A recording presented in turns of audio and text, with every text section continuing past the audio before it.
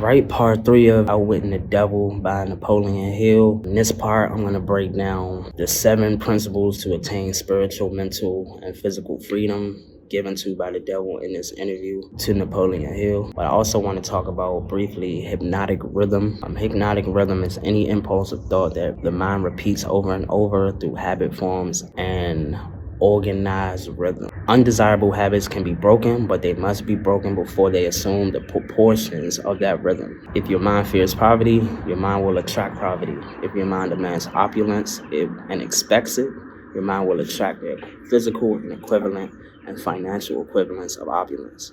This is in accordance of an immutable law of nature. So basically, hypnotic rhythm is how the devil causes you to drift and keeps you drifting. So that is called the habits, or you can use a hypnotic rhythm, which are habits. Basically, it's habits that are formed, and it causes you the rhythm, which is motion, which is why everything I just said to defend yourself from drifting and everything that I'm going to use.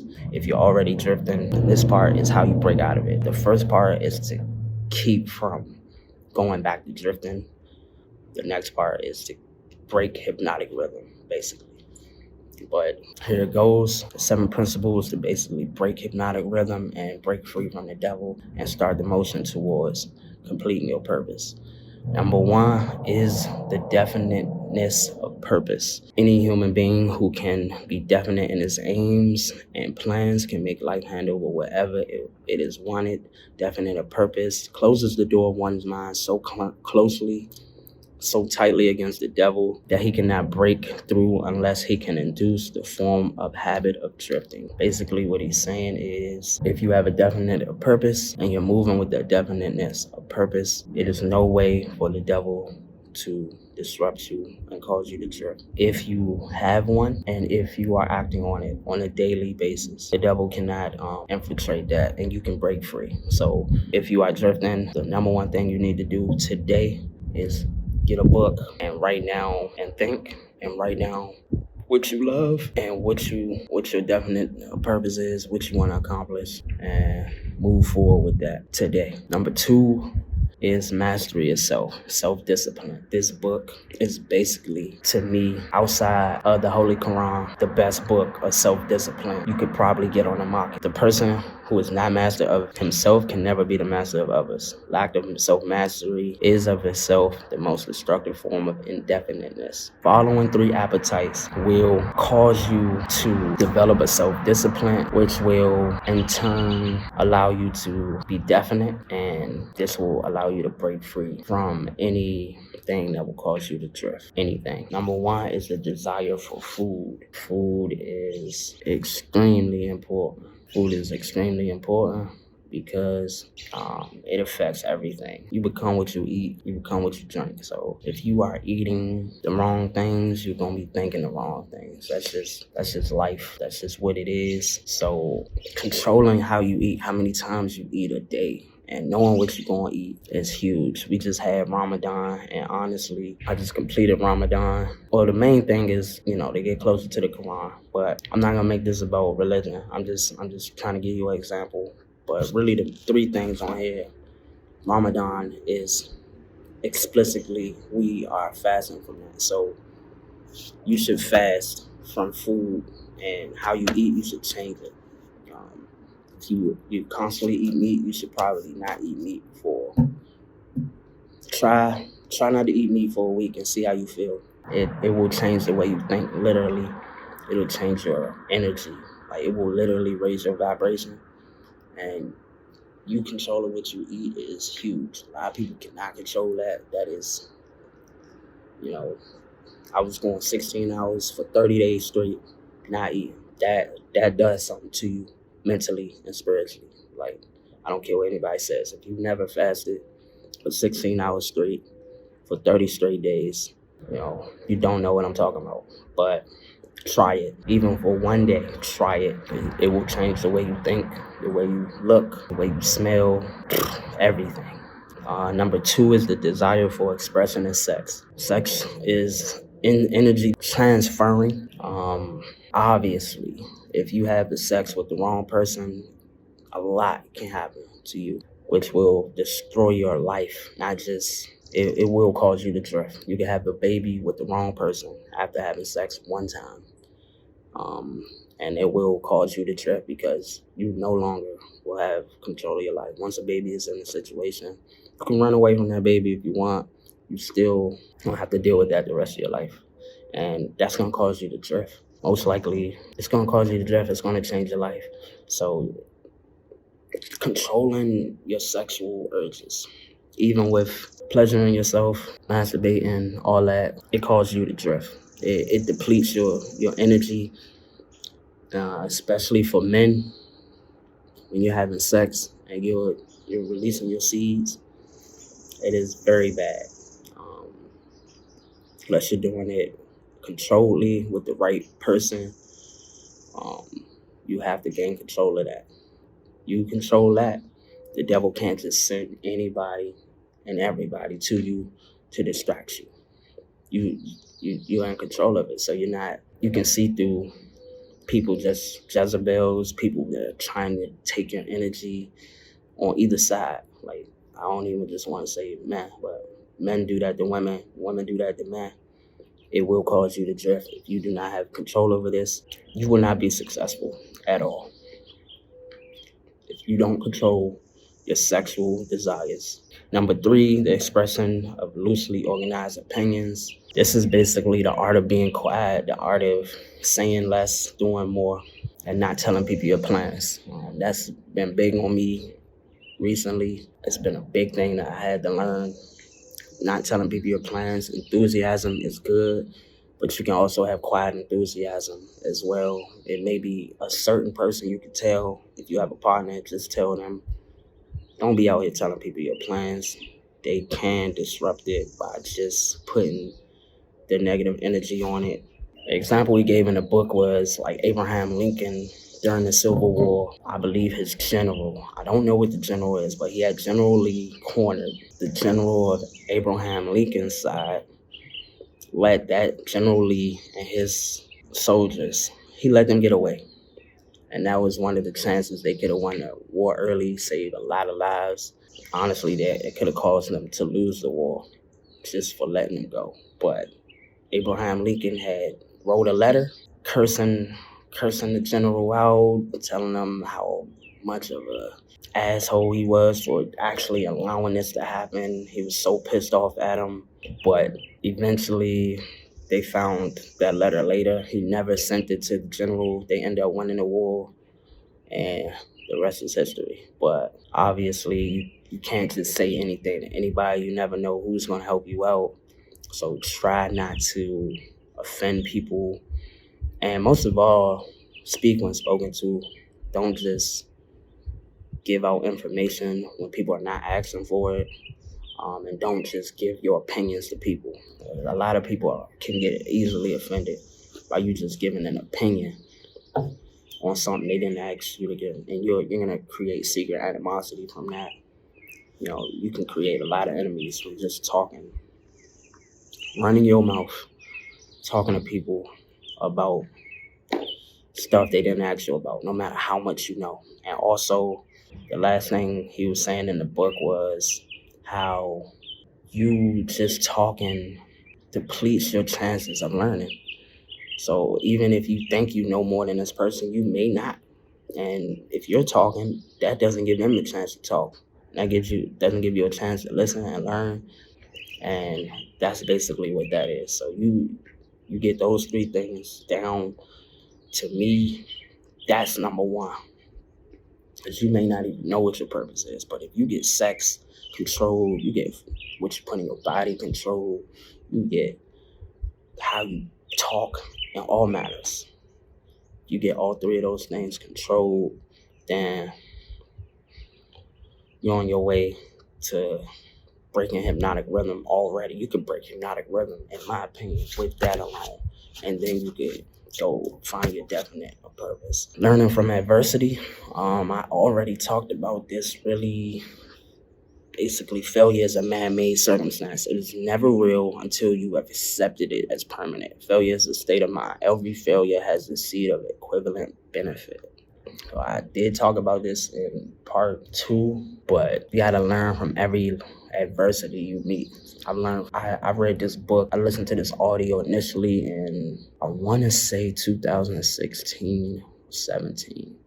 Ever since then, everything that's happened to me from that point on, most of the time I sit there and I learn from it. Like it literally makes you kind of low-key invincible to anything that's trying to destroy you, and it keeps you from drifting.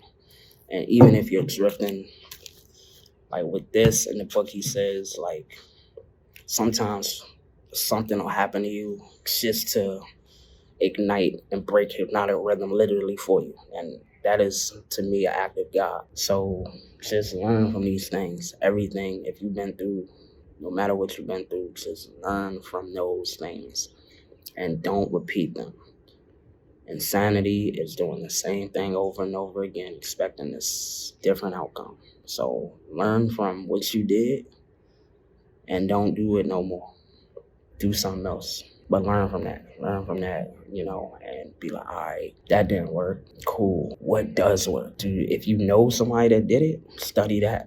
Do it. If not, think, what do I think will work? And your brain will create it, practice it, do it. You won't have to go through that failure again. Number 4 is controlling an environmental influence. That is controlling where you're at all times. I know where I'm from, it made me not like being in certain places for longer than 10 minutes. Like, I don't like being certain. If I'm not supposed to be there, if I'm just sitting somewhere, not doing anything productive, or I don't like being anywhere 10 minutes. Be honest, I don't even like being right here for all this time. That's just been ingrained in me. But I'm out of my comfort zone because I'm actually doing something productive right now. But you have to control your environment at all times. So 1 is control where you're at all times. Always control it. If you're not able to control it, gain control of that situation. If you can't control your environment, you need to make sure that you create a way that you can control where you at all times. The second part of that is controlling who you hang around. No matter how long you've known somebody, how much you love somebody, or anything, control the people that you spend your time with and who's able to have access to you at all times. A lot of people, even if you love them and you think they love you or they may love you, they are going to cause you to drift just from the things they do, the way they think. Like I mentioned earlier, the ether. When you're around people, just think how you're thinking. If you have a bad feeling, remove yourself from around that person because their thoughts are negative. So if you're associating with negative people, you need to remove yourself. Maybe later, if you love them enough and you're able to get to where you need to go, maybe they can, when you remove yourself, maybe your removal will cause them to change. But you need to remove yourself immediately from anybody that is going to cause you to be negative and anything. So that's what that is. Number 5 is time. I spoke on this also. For this part, I'm going to say it gives permanency to positive rather than negative thoughts, habits, and developing wisdom. So time heals all. That quote is real. Time is your friend, and time can be your enemy. Both things. In this case, we're trying to use time as our friend. So hypnotic rhythm. Like, I'm currently in a phase of breaking hypnotic rhythm. Everything I do, like this, what I'm doing right now is breaking hypnotic rhythm. I've never done nothing like this. I don't know if it sounds like I have, but I have never, ever done anything like this. It's my first time trying this. I've tried it before, but I never actually just did it. So my plan is actually doing it, and through time, I'm going to actually gain traction and become something that I want to become. So put the time in. If you work in the 9 to 5, you got to understand that it takes time to actually get your check. get your money. You know, the more time you put in, the more hour, the more money you get. And that goes for anything. The more time you put in on anything, like I said, 10,000 hours to master anything. The more time you put into reading books, the more time you put into listening to what I'm really saying. If this is helpful for you, do it. Like, put in the time. Putting your time more in the positive stuff will become permanent in your life. The way you think, if you thinking positive at a certain amount of time, that's how much positive is going to come in your life. If you're thinking negative and you're doing negative stuff, eventually time will tell what you have done. So number 6 is harmony, acting with definiteness of purpose to become the dominating influence in your own mental, spiritual, and physical environment. Everything you do this is kind of the same as controlling your environmental influences. And when I mentioned Kobe Bryant saying you need to edit your life, so everything that you do towards your definiteness of purpose, everything that you do needs to be in harmony of that definiteness of purpose. Everything. The way you eat, the way you talk, the way you walk, everything needs to be in alignment of that. If you have a plan to do something and someone asks you, let's go do this or do that, and that plan doesn't match the plans you have for the day, let's say. You want to go read, you need to read something. You need to finish this book tonight, but somebody's asking you, let's go out. We haven't been out. Let's go to the beach or something. Let's go to the club, or let's go to this party. Let's go see these girls. Let's go see these guys. Let's go on a date. If this is not in harmony with what you are trying to accomplish, don't do it. Always do what's in harmony. I'm not saying you don't need to have fun. I'm saying don't do it if it's not going to bring the harmony. If you are catching something from the ether that's negative, no, do not act on it. Replace it with a positive thought that is in harmony with what you want. Always act in harmony. Always act with your definite purpose. Literally, it will come to you quicker. If you're in harmony, that's really time and harmony are like this. Both of them are like this. Like the more you are in harmony with your purpose, the more you are not drifting, and the more you see that you're not drifting. You're drifting, you're going there. Now you gotta turn to get back there. The more you know, like. But if you just go boom, boom, you're gonna get there quicker. So always be in harmony. We have a billion examples of how you could be in harmony. If you really sit down and read this book and think about it, it's the truth. Like, the people that are in the places they are, good, bad, or indifferent, they are in harmony of what they want to do. And that's why they're successful. Point blank, period. And number 7, you have to be cautious. A lot of people aren't cautious enough. I know I seen an interview one day where Nipsey was definitely talking about this. Nipsey Hussle, the late great Nipsey Hussle. And he was talking about, he said in a song on Racks in the Middle, he said, gotta cross my T's and dot my I's or I can't sleep well. And he was saying in an interview of how he didn't get the same comfort as other people that just sit around and just comfortable with how they are at life. And if he was ever comfortable, he wouldn't have became the man that elevated his community at the time to the heights. You know, he was the king of LA. But also, in an ironic turn of events, he was actually killed out of not being cautious.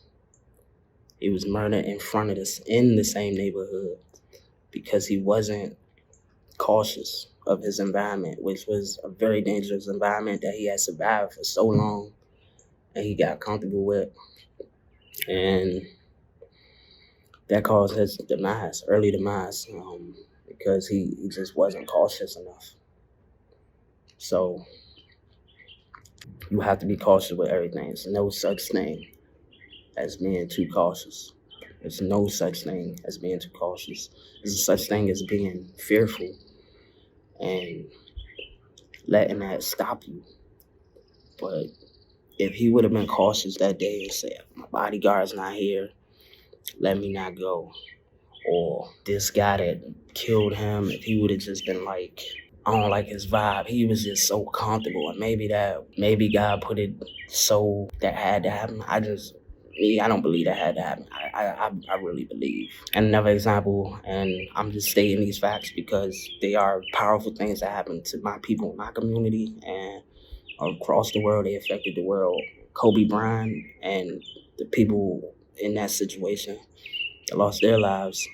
If caution was exercised by everybody involved in that situation, they would probably still be here. All of the passengers, rest in peace to them. If caution was exercised to the highest extent, which it should have been. I don't know who gave the call. We don't know. But they would have been cautious.